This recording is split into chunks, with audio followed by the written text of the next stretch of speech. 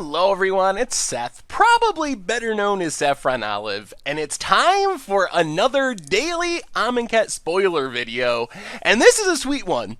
Official previews officially started today, so we have a ton of stuff to talk about, so let's get right to it without further ado and jump right into it with the card we've all been waiting for. Probably the biggest question about Amonkhet has been, what are the gods going to be like? Are they going to be enchantment creatures? Are they going to be like the Theros gods? Are they going to be indestructible? How do you turn them on? And now we know. We get our first example, the red god from Amonkhet, Hazoret the Fervent, and while there are some similarities to the gods from Theros, indestructible, you need to do something to turn them into creatures, sort of. There's also some big differences. So devotion is not coming back. As you can see, Hazoret the Fervent has kind of a hidden devotion. Instead of needing a bunch of mana symbols of a specific color on the battlefield to turn Hazoret into a creature, well, technically, Hazoret's always a creature, but to turn it into a creature that can actually attack or block, you gotta have one or less cards in your hand. So almost be hellbent to actually be able to do anything with Hazoret. If you have one or less cards in your hand, it can attack and block, and it comes down with haste, and it's a 5/4 for 4. Plus, Hazoret can help you turn it into a creature, because you can pay 1 and a red to discard a card to deal 2 damage to each opponent. So, obviously some big differences, no devotion, anything like that, but in some ways, Hazoret is very reminiscent of the gods that we saw in Theros. Another big question that was answered is, what are the rest of the Masterpiece series cards from Amonkhet? And there was a suspicion that it would probably be the 5 gods, but that was confirmed today as we have the Invocation / Masterpiece printing of Hazoret. So the other 4 missing slots will be the other 4 gods that we haven't seen yet. As far as a comparison for Hazoret, and this might be too obvious, but really it does remind me of Purphoros. It has an ability that can deal 2 damage to each opponent, so unlike Purphoros, you actually have to spend mana and discard a card to activate Hazoret. You get a big indestructible creature. Hazoret is more aggressive, because if you can play this as the top end of your curve in an aggressive deck, it comes down with haste and can hit your opponent right away, so their roles are different. Purphoros wants a lot of creatures and tokens. Hazoret, on the other hand, probably wants some madness cards, some things that you want to discard for value to get empty-handed, but they are reminiscent of each other. As far as using Hazoret in Standard, the most obvious place would be some sort of madness deck, something where you can discard Fiery Tempers, Bloodhall Priests, Vampires to Falkenrath Gorger to get some actual additional value out of the discard ability, and then you're actually kind of furthering your game plan as you get empty-handed for Hazoret, and then you're able to beat down with this huge indestructible creature, kind of as the top end of maybe a red-black madness type list. Also, I think it's pretty safe to assume that all the gods will be indestructible, like the gods from Theros, which means removal that can deal with indestructible things is going to go way up in value in Standard. You need ways to deal with the gods, especially if they're all in a power level similar to Hazoret, which it seems pretty strong. You need a specific deck for it, but I think it will see Standard play, and in the right deck, it's going to be extremely good. So that means stuff like Anguish in Making, Declaration in Stone, To the Slaughter, ways to deal with indestructible things get a lot better in Standard.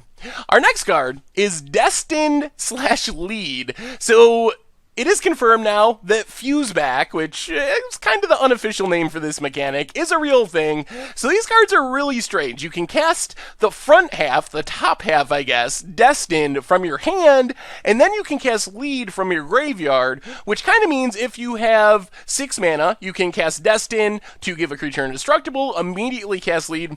Overall, this card isn't exciting. It's not great. I don't think this one will specifically see play.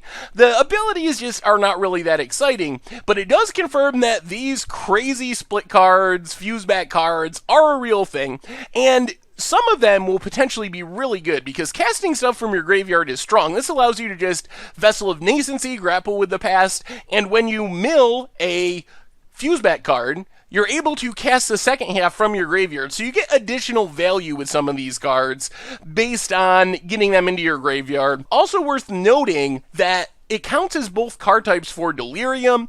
So in Standard, Traverse the Uvenwald, Grimflayer, things like that, it's a way that for 2 mana with Destin, you can get 2 different card types in your graveyard, which makes it way easier to turn on Delirium. So I wouldn't be surprised if we see a shift of decks back towards Delirium, especially the green-black decks. Maybe instead of being energy-based with Winding Constrictor, I think the Delirium-based builds get a big boost in power thanks to the Fuseback mechanic.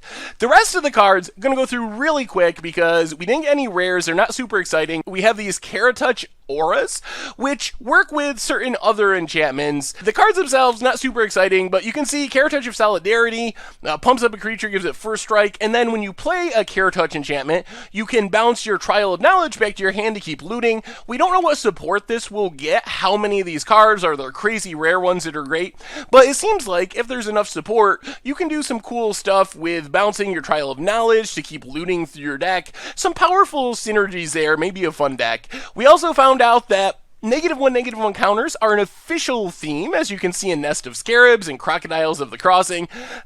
Neither card super exciting. It just makes me sad to see how far we've come since Emperor Crocodile was a real card.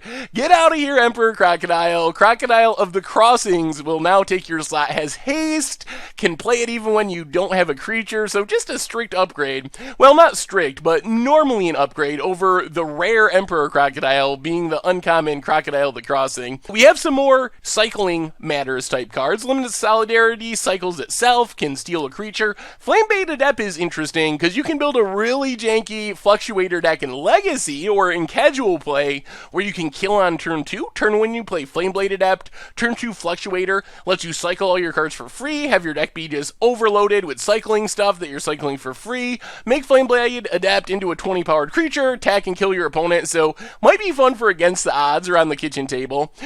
Some more random Exert stuff and cycling stuff, Ancrop Crasher, Dayru's Resolve, not much to see here as far as competitive play. In Oktekra's Name is actually interesting because it's an instant, it's only 2 mana, and it gives all of your zombies +2/+1. It might seem weird to be like, why is this a white zombie card? But in Amonkhet, zombies are white and black, mostly because of Embalm. So when you Embalm a card, like Anointer of Priest, you're getting a zombie, so that's why they're white-black. The big question is, are standard decks going to be white-black for zombies? Right now, zombies are blue-black, they're blue-red for Emerge themes. Are they going to shift over to white-black to take advantage of Embalm and some of the Zombies Matters cards that we see in Amonkhet? It's too early to tell. I don't know, but maybe. You never know. It's a new possibility, and people love zombies, so it's exciting to see some new zombie cards. Even if they don't really make it in Standard, it'll be fun for casual decks and so forth. So anyway, that's our daily Amonkhet spoilers for today. Thank you very much for watching. Make sure to let me know in the comments, what do you think of the new gods? Are you excited? Are they what you expected? Disappointed? What do you think about the rest of the cards? Fuseback, how ugly is it? Or do you actually like the design? So anyway, let me know in the comments. Have an awesome day. I'll be back tomorrow with another one, and we will talk to you soon. Thanks for watching the video. If you enjoyed it, help us out by clicking that like button down below. And to keep up on all the latest and greatest, click that subscribe button. And don't forget to hit that bell icon to get alerts whenever we have new videos. And if you want to, check out some of our other sweet videos here and here.